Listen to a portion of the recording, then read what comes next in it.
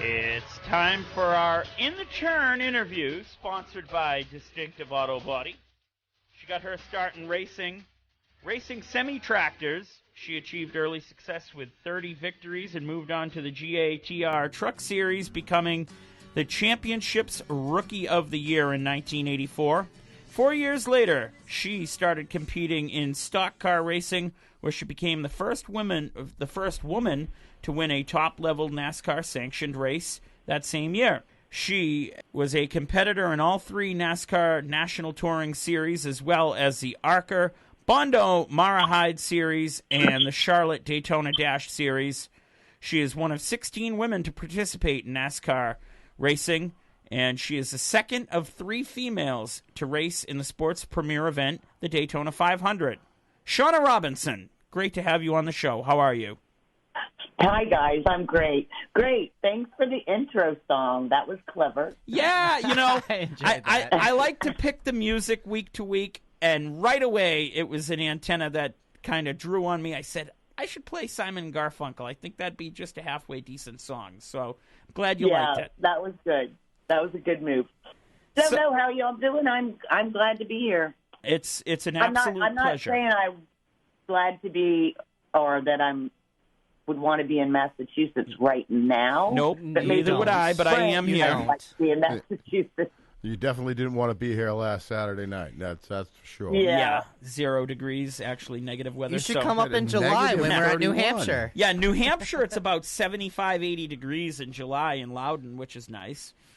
Oh, yeah. I loved Loudon. And, of course, when I was sponsored by Polaroid, I was Boston and a lot in those areas. So definitely love some Massachusetts, just not in the winter. Well, I'm from Iowa, so I should be used to it. Did you race it up here at all? What kind of tracks did you like if you did?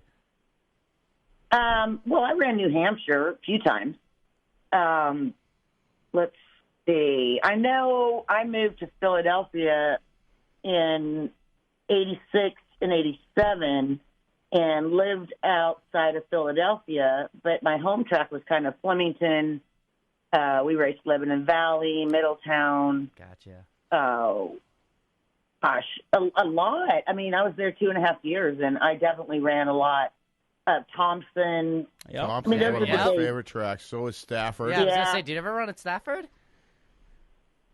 I think I did like a promo thing at Stafford, but I never actually did a race there. That's a great So, track. If I you know could ever get there Riverside, just to see a Stafford. race, please come. Or driving a modified. Yeah, I did. I drove a modified just for a promo thing. But, at that time, the schedule I was running with Dryden Oil, I didn't have time to really run a full-time modified or late model, or I would have loved to have done that. That would have been cool. I love racing up in the Northeast. It's great. Well, and it was Stafford's an where you got to education race. for me. So let's jump right into things, Shawna. How did you catch the racing bug? I was born with the racing bug, just from my father's blood, my brother's blood. We grew up in Iowa, and my brother and my dad both raced late model stock cars. My dad ran some USACs, so he ran dirt and asphalt. And just as a family and as a little girl growing up, my dad also dealt in truck wholesale and buying and selling trucks and cars. And so we always kind of had things coming and going. We weren't definitely like the wealthy family, but we were the medium who always had things that kind of showed up, and you get to ride them, drive them for a while, and then, of course, they'd get sold. But that's how I learned to do that. My sisters rode motorcycles, too, and we had cars, trucks. We knew how to drive pretty much anything and everything, but I'm the one who ended up going the motorsport direction. That and my brother did for quite a while.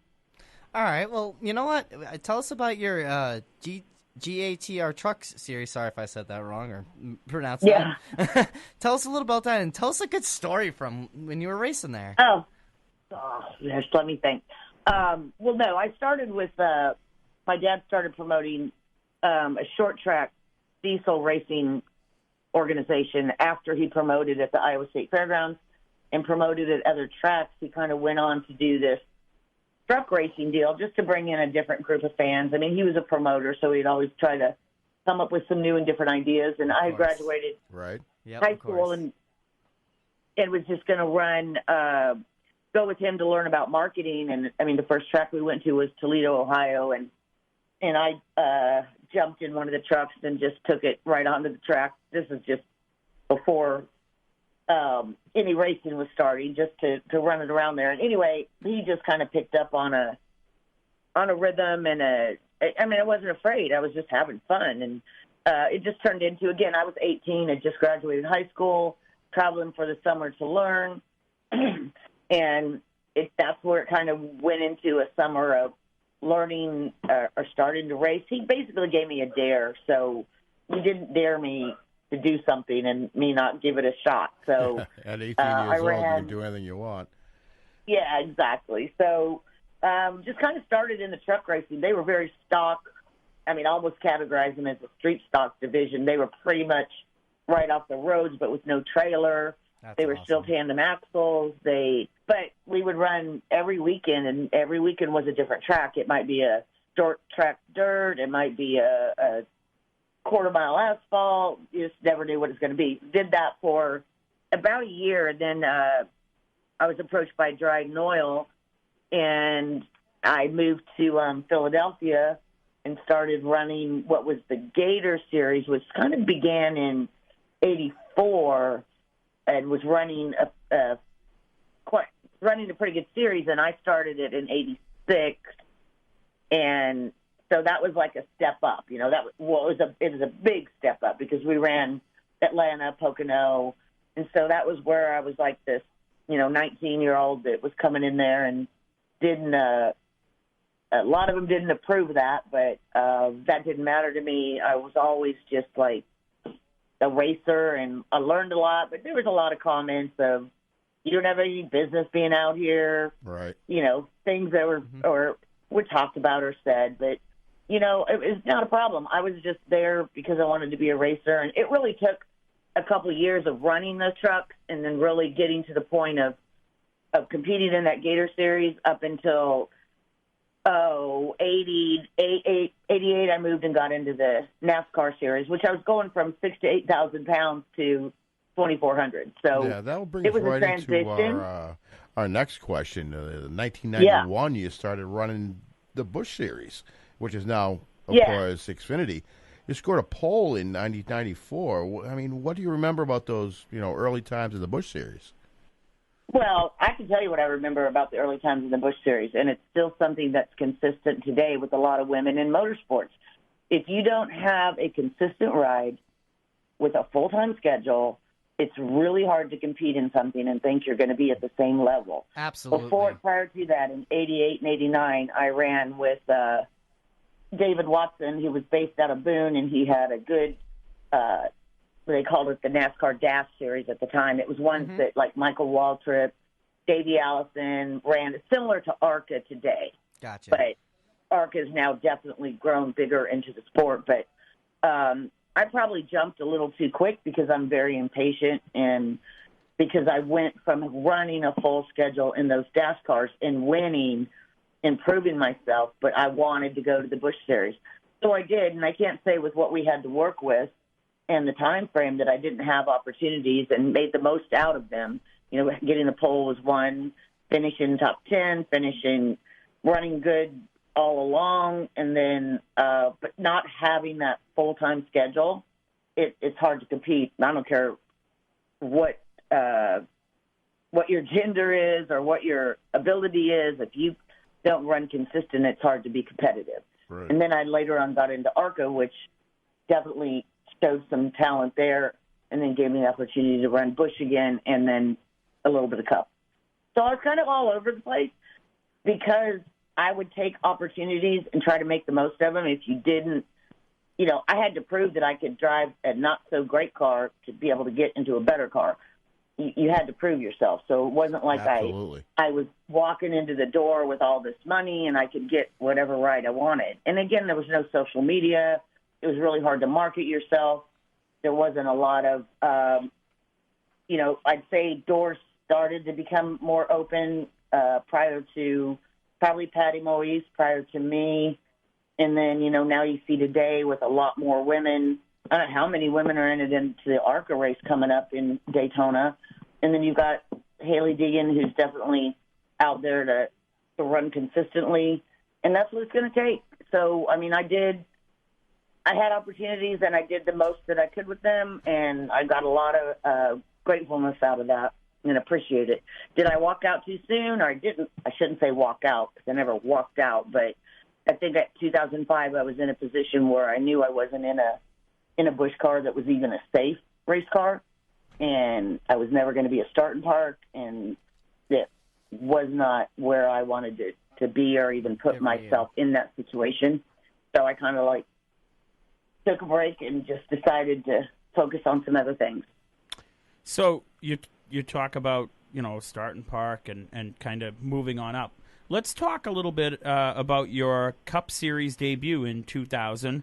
Michael Kranofis in the 84 Ford at Michigan. Yep. What do you remember about your debut, and what did it mean to you to be, a woman in the Cup Series in this time? Oh, I was so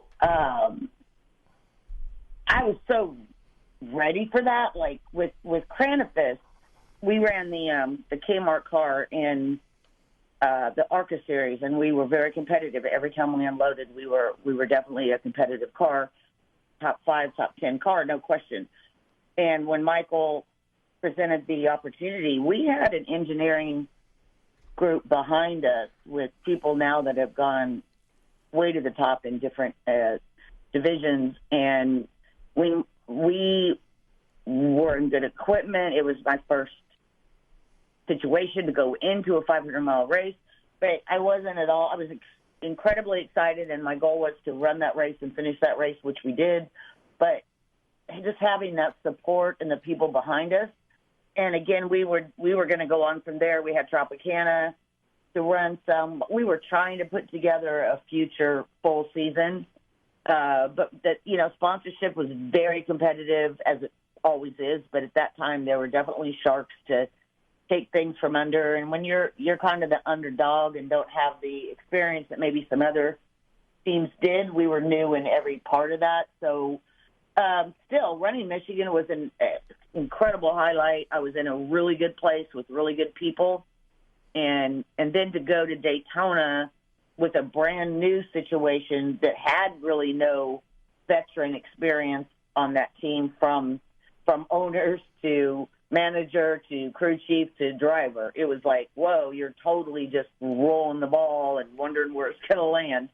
But, we made that race on time with no sponsor, and we finished it, learned a lot. I think I ran about 7 or 8 more after that, and then just had some situations with BAM that didn't go well. So you move on. So you talk about the 2002 Daytona 500 running for BAM Racing.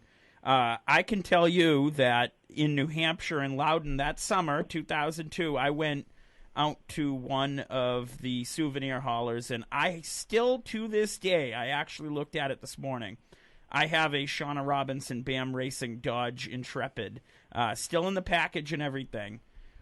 Tell us a little bit about. Oh, that's so cool. Yeah, it was just one of those things. Again, as a kid at the time, I was probably about 12 years old. I still have your little. I have both of your Matchbox cars. The white one, your rookie car, and then the black one, your rookie car. You guys are making me feel old here now. Don't let me feel too old. But no, you know what's so amazing? It's like I still get. My fans have been so loyal and so good to me through all the different times. And again, I'm saying this was before social media. And then when finally Facebook came around, you got to love NASCAR my friends were like, you got to get on Facebook to promote your businesses.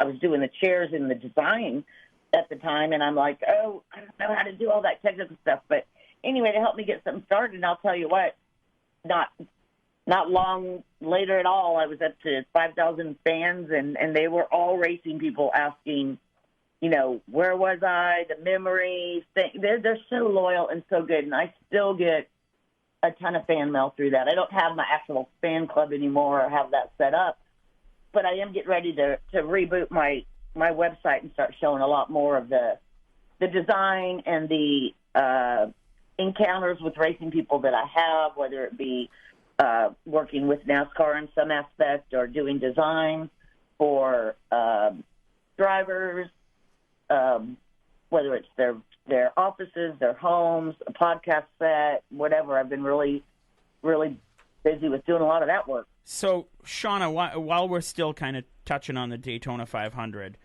from 2002, any memories that stick with you to the day about making that race? And I know you finished 24th in it.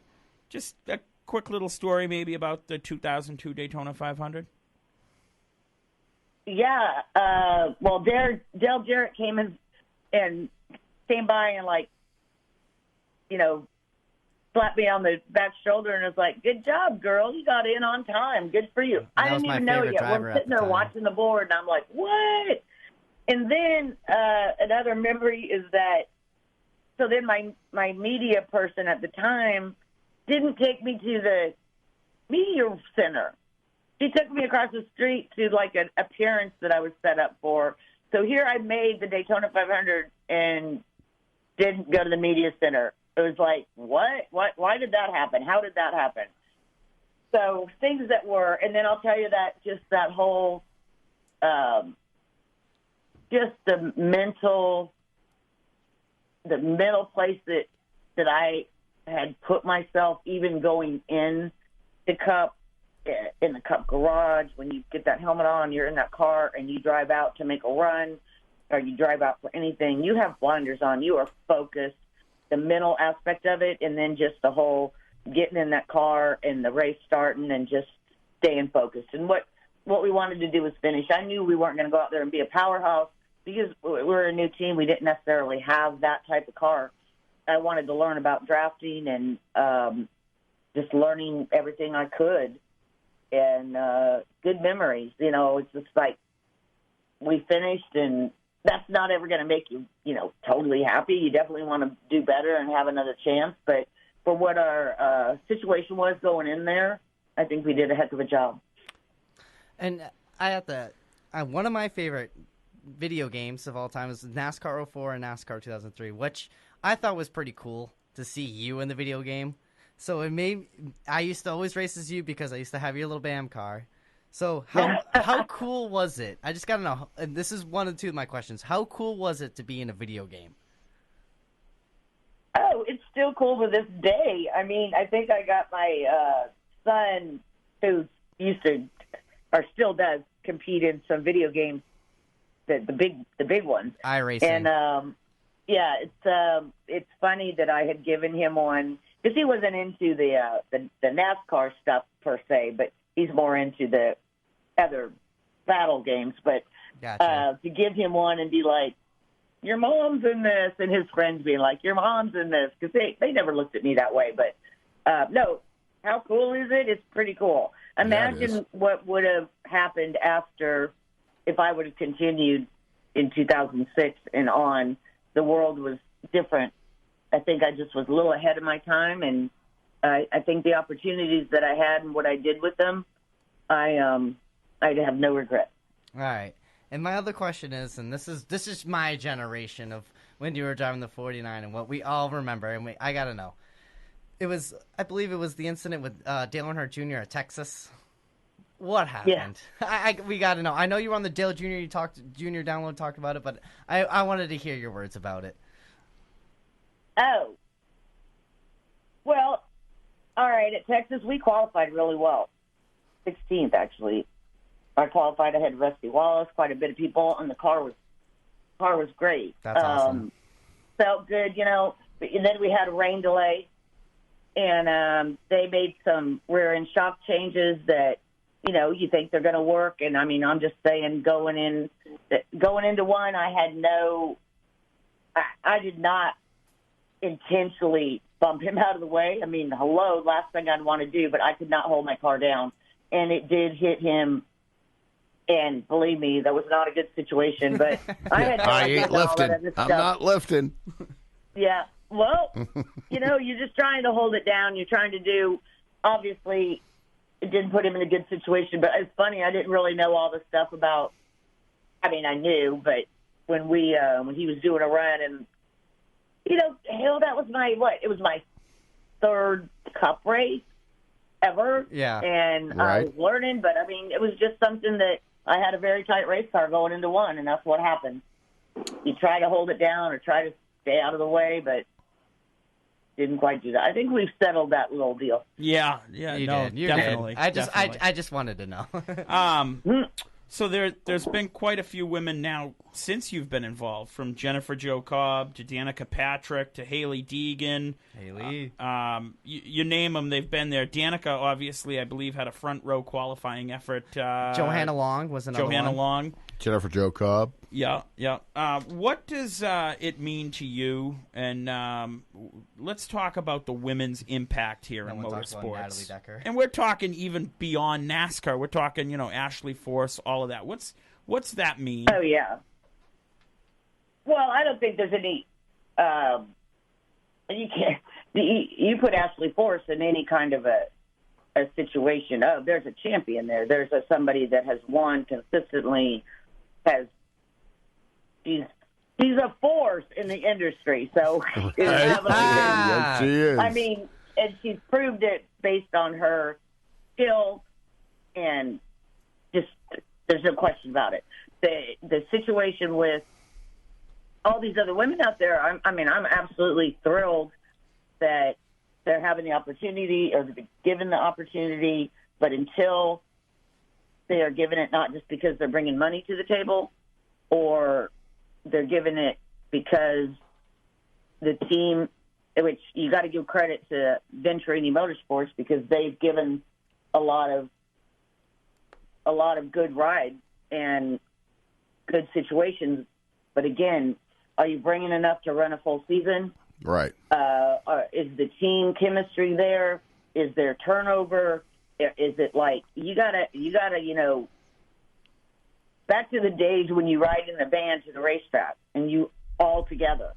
That's when you build relationships with your team, with your guys. They kind of know, your crew chief knows what you're going to say before you say it. And they're totally dialed in. I think that goes back to what you said before. Do they still have all that now? I don't know. I mean, times have changed. Do they take a plane and they take a van, and who does what? I just think that it matters that you have that team chemistry, and it's not about, I know you got to do the media. It never really was about drivers. It's always been about a team with NASCAR. Well, and I think she goes back to what she said before. It doesn't matter if you're a boy, girl, whatever. If you don't have what to back you up, it doesn't matter. And I think that makes a good point. All right. And I know it's kind of the chicken and the egg, where the female driver has to, do the media, do everything else. But I'll tell you what, I know it takes that in a sense, but what you got to do is win races. What you got to do is be competitive. What you got to do is do what Ty Gibbs did when he first started in the ARCA series. What these other ARCA drivers that come in here, they run up front and they win races.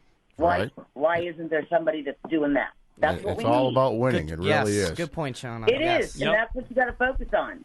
You got to put yourself in a situation. A lot of times these female drivers are pulled left and right about the fancy photo shoot and how am I going to take this picture. Bull on that.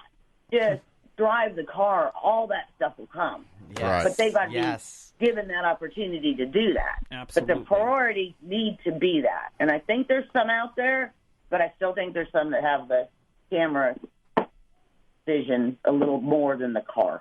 Right. Well, and we're going to that on anybody. I'm not pointing that out to anybody. Obviously, we all know Haley Deegan is a racer, bred and born.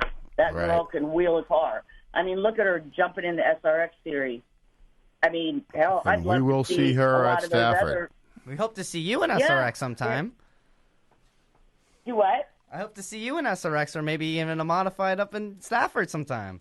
Yeah, that'd be great. I hope I could. Things change a little bit when you get to the point. But I'm not saying that I wouldn't be in shape to do it. I don't know if my vision would be the same as it was, and I always had perfect vision. But it's like, darn, Well, I could always get laser surgery, right? Right. I guess if I'm going to do any of that surgery, it's going to be on my eyes because I have to have the glasses.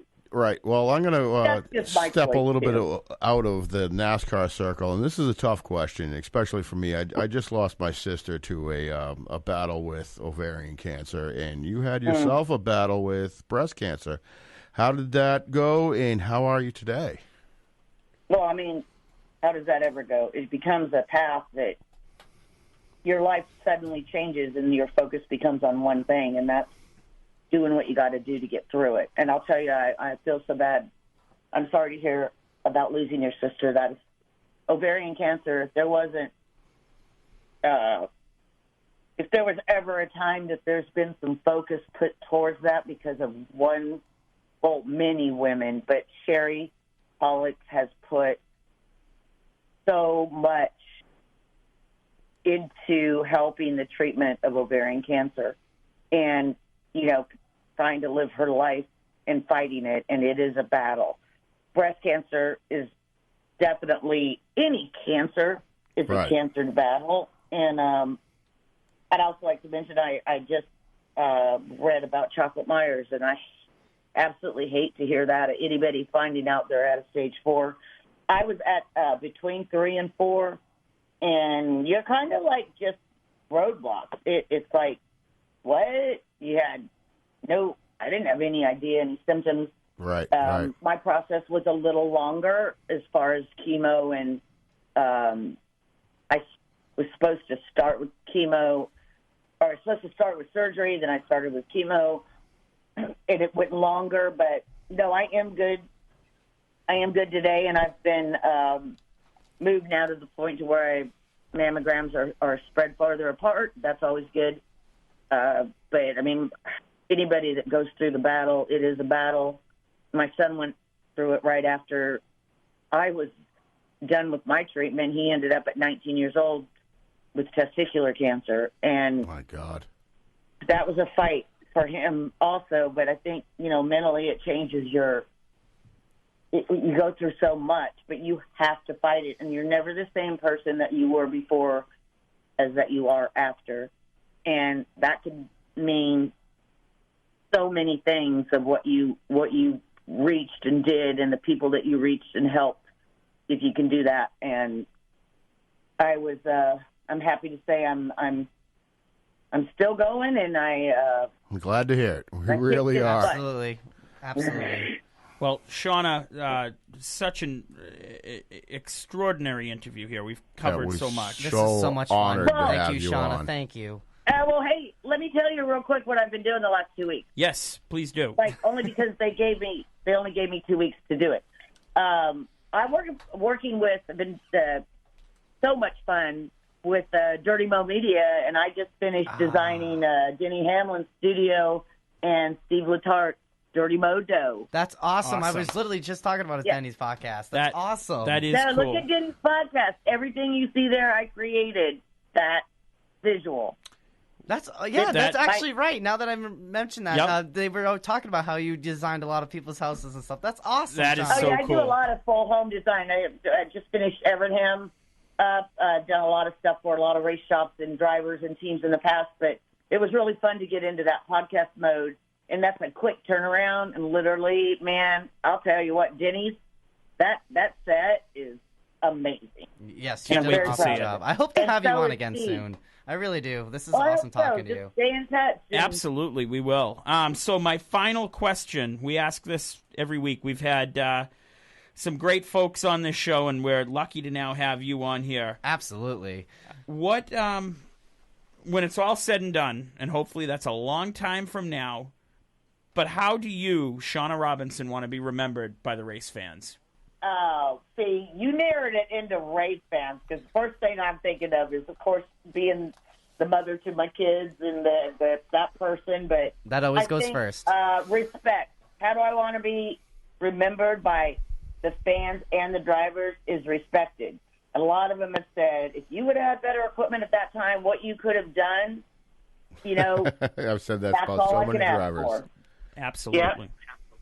Well, Shawna Robinson, an absolute pleasure to have you here on the show tonight. It was an honor to have you on. Yes, thank you so much. Oh, thank you guys so much. And again, love to join you again. And we're going to have you back on. We're going to have a follow-up. That's a guarantee. We need Shawna Robinson on here.